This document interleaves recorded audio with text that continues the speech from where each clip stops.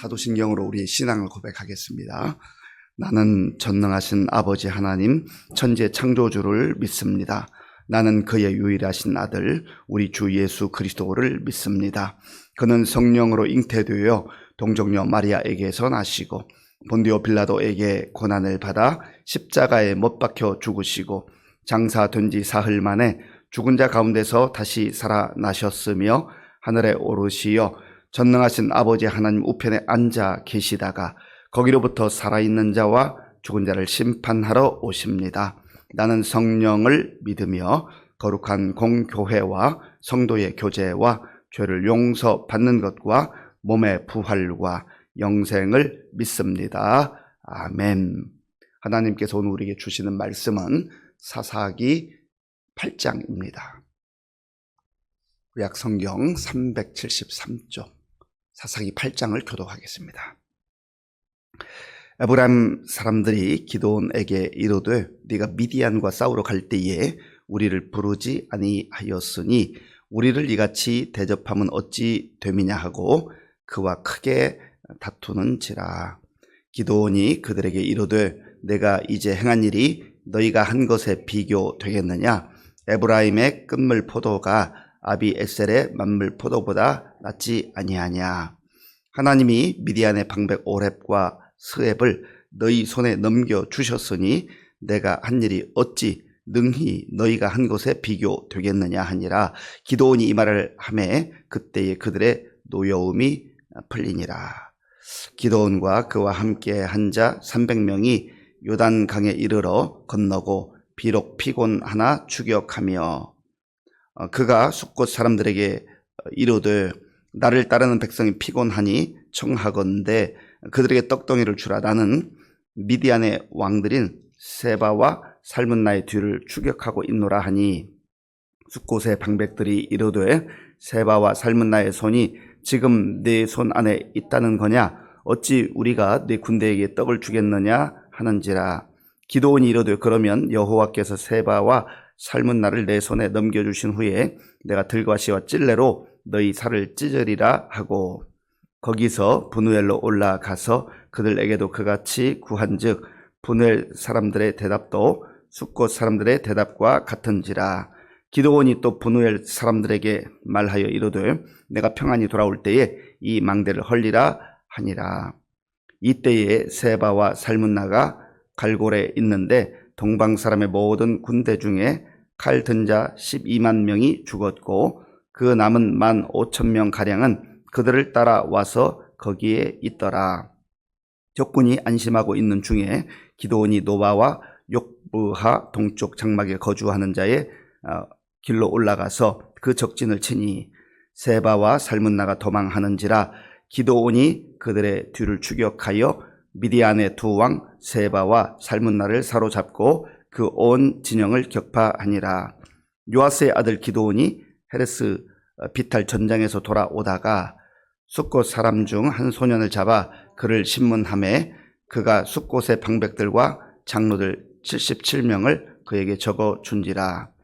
기드온이 숫곳 사람들에게 이르러 말하되 너희가 전에 나를 희롱하여 이르기를 세바와 살문나의 손이 지금 내 손 안에 있다는 거냐? 어찌 우리가 내 피곤한 사람들에게 떡을 주겠느냐 한 그 세바와 살문나를 보라 하고 그 성읍의 장로들을 붙잡아 들가시와 찔레로 숫곳 사람들을 징벌하고 브누엘 망대를 헐며 그 성읍 사람들을 죽이니라. 이에 그가 세바와 살문나에게 말하되 너희가 다볼에서 죽인 자들은 어떠한 사람들이더냐 하니 대답하되 그들이 너와 같아서 하나같이 왕자들의 모습과 같더라 하니라. 그가 이르되 그들은 내 형제들이며 내 어머니의 아들들이니라. 여호와께서 살아계심을 두고 맹세하노니 너희가 만일 그들을 살렸더라면 나도 너희를 죽이지 아니하였으리라 하고 그의 맏아들 여델에게 이르되 일어나 그들을 죽이라 하였으나 그 소년이 그의 칼을 빼지 못하였으니 이는 아직 어려서 두려움이었더라. 세바와 살문나가 이르되 네가 일어나 우리를 치라. 사람이 어떠하면 그의 힘도 그러하니라 하니 기드온이 일어나 세바와 살문나를 죽이고 그들의 낙타목에 있던 초승달 장식들을 떼어서 가지니라.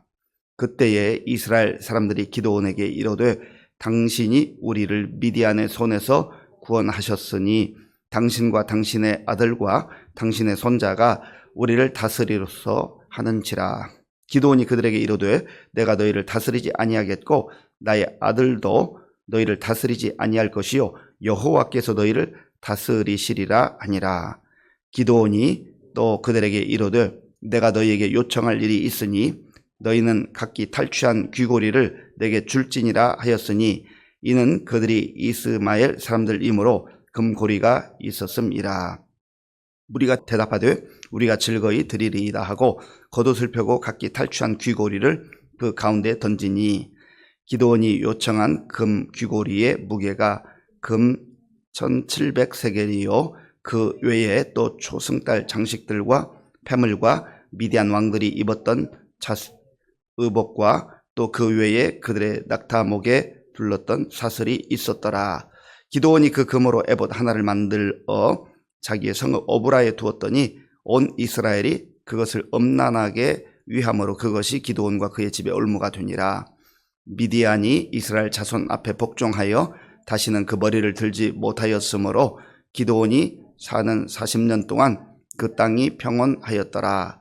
요아스의 아들 여룹바알이 돌아가서 자기 집에 거주하였는데 기드온이 아내가 많음으로 그의 몸에서 낳은 아들이 70명이었고 세겜에 있는 그의 첩도 아들을 낳았으므로 그 이름을 아비멜렉이라 하였더라. 요아스의 아들 기드온이 나이가 많아 죽음에 아비에셀 사람의 오브라에 있는 그의 아버지 요아스의 묘실에 장사되었더라. 기드온이 이미 죽음에 이스라엘 자손이 돌아서서 바알들을 따라가 음행하였으며 또 바알 브랏을 자기들의 신으로 삼고 이스라엘 자손이 주위의 모든 원수들의 손에서 자기들을 건져내신 여호와 자기들의 하나님을 기억하지 아니하며 또 여룹바알이라 하는 기드온이 이스라엘에 베푼 모든 은혜를 따라 그의 집을 후대하지도 아니하였더라. 아멘. 승리 후에 위기라는 말이 있습니다. 승리 후에 위기. 어제 7장에서 우리는 기드온과 함께했던 300명의 소수의 무리들이 정말 대군을 무찌르는 놀라운 승리를 보았습니다. 기드온의 리더십 또 300명의 용맹함이라기보다는 전적으로 하나님께서 하나님의 방법으로 이스라엘 백성들의 승리를 안겨주셨던 것이죠. 하나님의 은혜입니다. 기드온도 또 300명도 이스라엘 백성들도 하나님의 은혜를 맛보았던 겁니다. 우리도 마찬가지죠. 우리가 살아가는 모든 인생의 여정을 살펴보면 내 힘과 내 능력으로 사는 것 같아도 결국은 하나님의 은혜로 우리가 산다. 하나님의 은혜로 승리한다라는 것을 고백하지 않을 수가 없습니다. 세상 사람들은 그래서 은혜로 살지 않기 때문에 내가 능력이 있는 것 같고 내가 실력이 있는 것 같고 내가 건강하고 내가 모든 것 다 갖춘 것 같으면 어깨에 막 힘이 들어가요. 그리고 목이 뻣뻣해지고 교만해지기까지 합니다.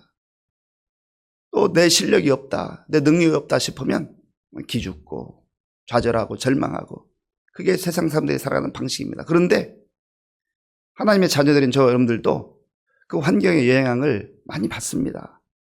그렇잖아요? 부인할 수 없습니다. 그러나 계속해서 우리가 하나님의 자녀로 믿음이 성장하고 성숙해 간다라는 것은 나의 능력의 여부에 관계없이 하나님께서 하신다, 하나님께서 이끌어 주신다, 하나님께서 승리를 주신다라는 것을 믿고 사는 것이죠. 물론 그렇다 해서 우리가 아무것도 하지 않고 일하지도 않고 노력하지도 않고 그런 것을 말하는 게 아니에요. 주어진 여건 속 최선을 다하지만 그러나 궁극적으로 하나님께서 승리를 허락하신다. 이걸 믿고 살아가는 것입니다. 그 놀라운 승리를 맛보았는데 문제가 생겼습니다. 에브라임 지파 사람들이 기드온에게 와서 따지는 겁니다. 왜 너희가 전쟁터에 갈 때에 우리를 부르지 아니하였느냐. 지금 에브라임 사람들이 와서 따지는 것은 자기들도 정말 나라와 민족이 어려울 때에 목숨을 걸고 우리가 동참하기를 원했는데 너무 서운합니다. 왜 우리를 빼놓았습니까? 이게 아닙니다. 시비를 걸기 위한 시비, 문제를 일으키는 그러한 모습을 보게 되는 겁니다. 1절을 제가 읽겠습니다.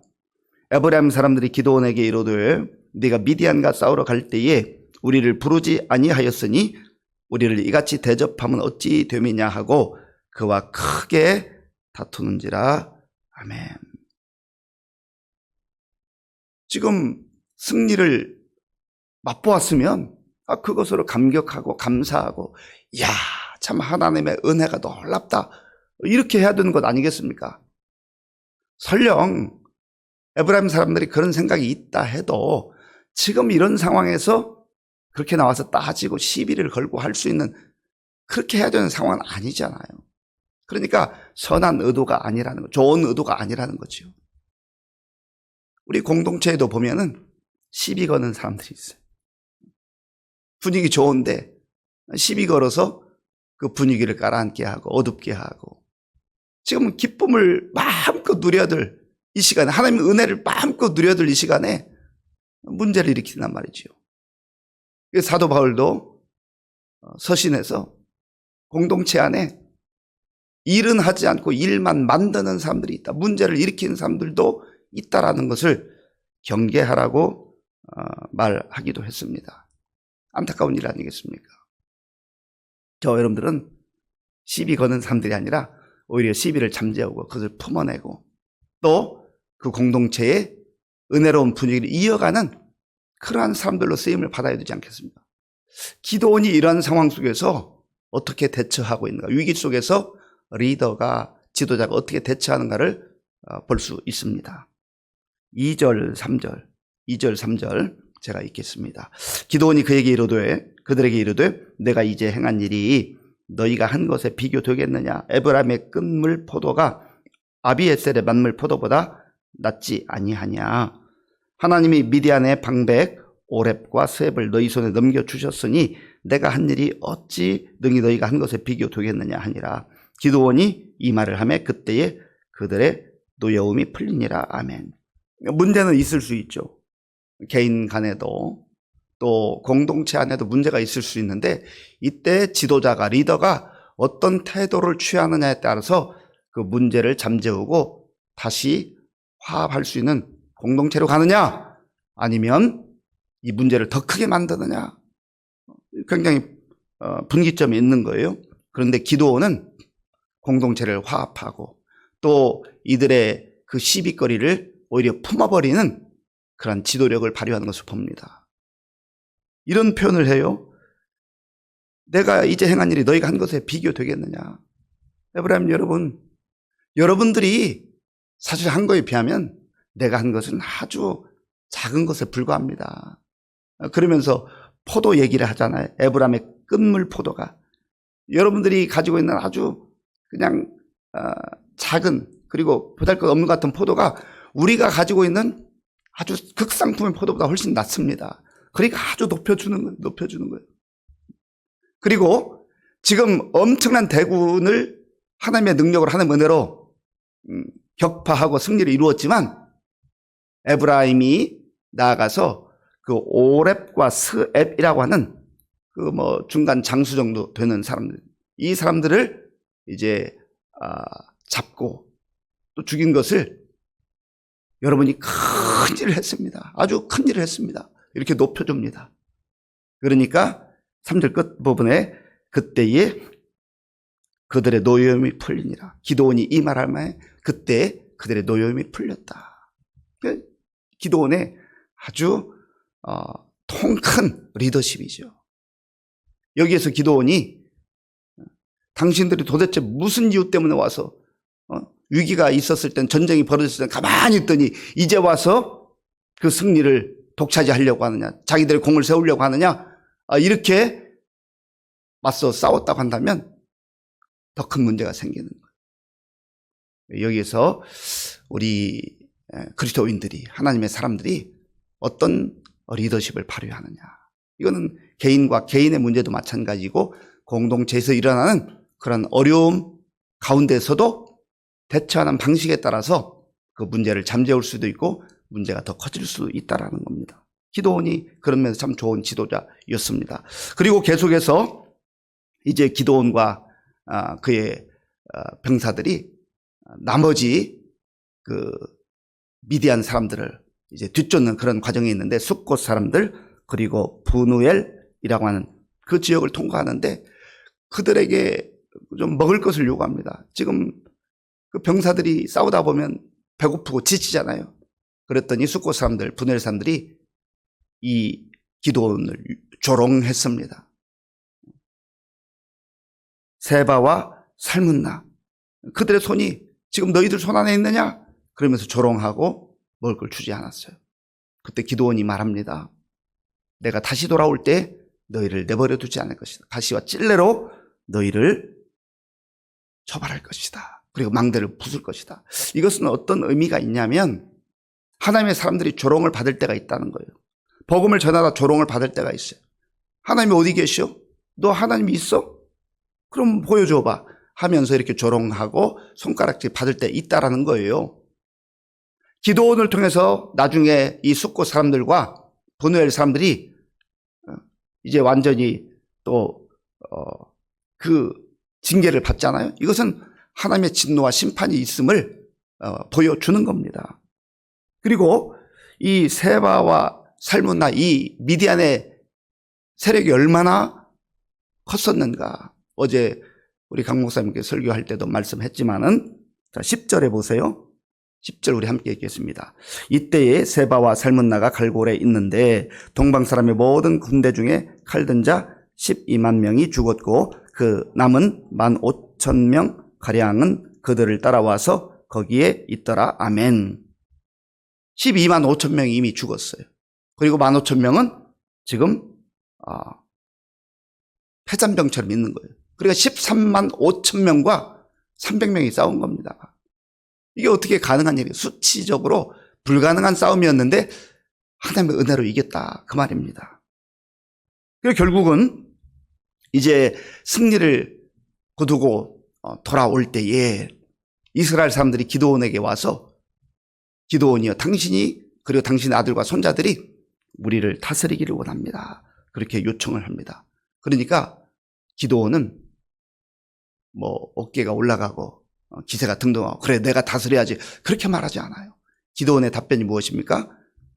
23절 말씀, 우리 23절을 함께 읽겠습니다.